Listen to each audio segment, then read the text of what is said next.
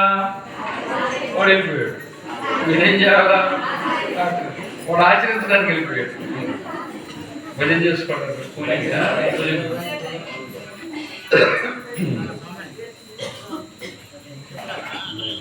మన హిందూ మతంలో, హిందూ ధర్మంలో ఒక అలవాటు ఉంది. అది ఏంటంటే ఆడపిల్లల్ని తండ్రి పేరుతో పిలుస్తారు, మగపిల్లల్ని తల్లి పేరుతో పిలుస్తారు. ఎట్లా చెప్పంటారా?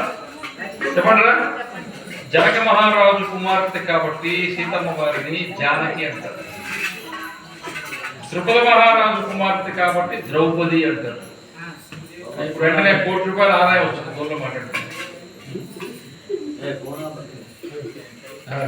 దేవాలయం వచ్చినప్పుడు ఎలా ఉండాలో అలా ఉండాలి. నేను సెల్ ఫోన్ తెచ్చానా? నాకు ఊళ్ళే కార్డు పెట్టచ్చు. ఇప్పుడు అవసరమా?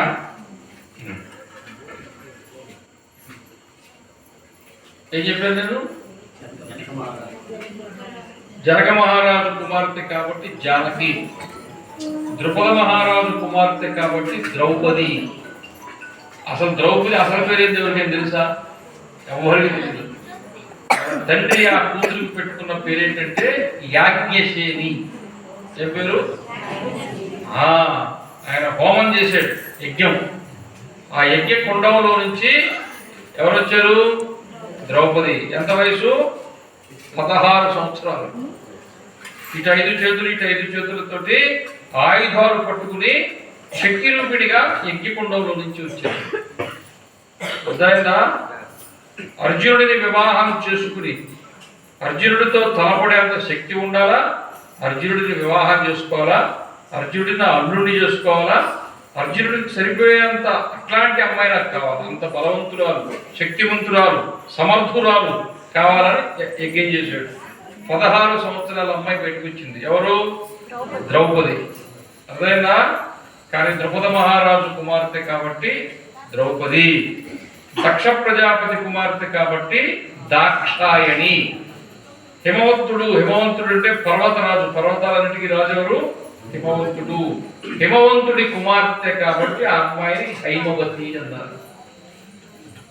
అసలు ఆ హిమవంతుడు పెట్టిన పేరేంటి? కాళీ. ఏం పేరు? కాళీ, కాళీమాత. ఎందుకు కాళీ అనే పేరు పెట్టారంటే ఆ అమ్మాయి పుట్టుకతో నల్లటి శరీర ఛాయతో పుట్టింది. శివుడు ఏ రంగులో ఉంటాడు? తెల్లగా ఉంటాడు. అమ్మవారి ఏ రంగులో ఉంటుంది? నల్లగా ఉంటుంది. కాళీ. ఆ కాళీమాత 8వ సంవత్సరం వచ్చినప్పటి నుంచి శివుడి గురించి తపస్సు చేసింది. అప్పుడు ఆయన ప్రత్యక్షమైనాడు. పెళ్లి చేసుకున్నారు. ఆ పెళ్లి చేసుకోవడానికి ముందు శివపార్వతులు కాళీ శివుడు మాట్లాడుతున్నారు. గత అవతారంలో మనం పెళ్లి చేసుకున్నాము. అప్పుడు సతీదేవి, శివుడు సతీదేవి దక్షుడి కుమార్తె. శివుడిని అవమానిస్తే తండ్రికి భర్తకు జరిగిన అవమానాన్ని భరించలేక ఆమె దక్ష ప్రజాపతి యజ్ఞం చేస్తుంటే అదే దాక్షారామం. ఇప్పుడు గోదావరి జిల్లాలో దాక్షారామం లేదా? అక్కడే ఆ తల్లి యజ్ఞకుండంలో పడి కాలిపోయింది. అప్పుడు జటాజుటం నుంచి వెంట్రుకను తీసి కొడితే వీరభద్రుడు వచ్చాడు. ఆ వీరభద్రుడు పట్టుకున్న ఆయుధం పేరే పట్టెసం. ఏమిటి? ఆ పట్టెసం ఆయన పట్టుకుని మొత్తం యజ్ఞంతో ధ్వంసం చేసి దక్షుడి తల నరికేసి ఆ యజ్ఞకుండంలో వేసేసి వెళ్ళిపోయాడు. అప్పుడు పరమశివుడు అమ్మవారి కాలిపోయిన శరీరాన్ని తీసుకుని ఆయన రుద్రతాండవం చేశాడు. ఆ తాండవం చేసిన అమ్మవారి శరీరము భాగాలు ఒక్కొక్కటి ఒక్కొక్క దగ్గర పడింది.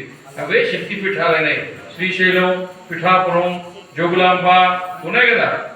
అక్కడ గౌహతిలో ఉండే కామాక్షిలో ఉండే అమ్మవారు, శాకిని, ఢాకిని, ఢాకాలో ఉండే అమ్మవారు, కలకత్తా కాళీ, కాశీ విశాలాక్షి, ఇంకా శ్రీశైలం భ్రమరాంబ, ఇవన్నీ కూడా శక్తి పీఠాలైనాయి. అమ్మవారి శరీర భాగాలు 18 ఎక్కడెక్కడ పడ్డాయో అక్కడక్కడ 18 శక్తి పీఠాలు అయినాయి. విన్నారు ఎప్పుడైనా? ఇది తెలుసా తెలీదా? ఆ తర్వాత మరలా ఆమె హిమవంతుడి కుమార్తెగా పుట్టింది. అప్పుడు ఆమె శివుడిని పెళ్లి చేసుకోవాలి కాబట్టి పార్వతి ఎవరు చేసుకోవాలి? శివుడిని చేసుకోవాలి. ఇక మళ్ళీ మనం విడిపోకూడదు, ఇలాగే ఉండాలని చెప్పి ఆ పసుపు తాడు మూడు మూడు వేసింది పరమేశ్వరుడు, వేసుకున్న పార్వతీదేవి. ఇక మనం విడిపోకూడదని శరీరం సగభాగం ఇచ్చేసి కలిసిపోయి ఆది దంపతులు అయిపోయారు. అర్థమైందా? ఆ విధంగా హిమవంతుని కుమార్తె కాబట్టి ఆమె పేరు హైమవతి. హైమవతిని మనము హైందవి అంటాము. హైందవి నుంచే హిందూ అనే శబ్దం వచ్చింది. తెలుసా ఈ సంగతి?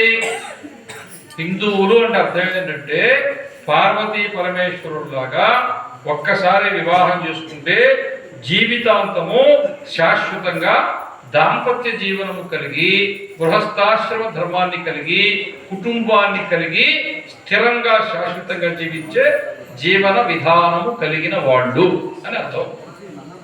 కొడనే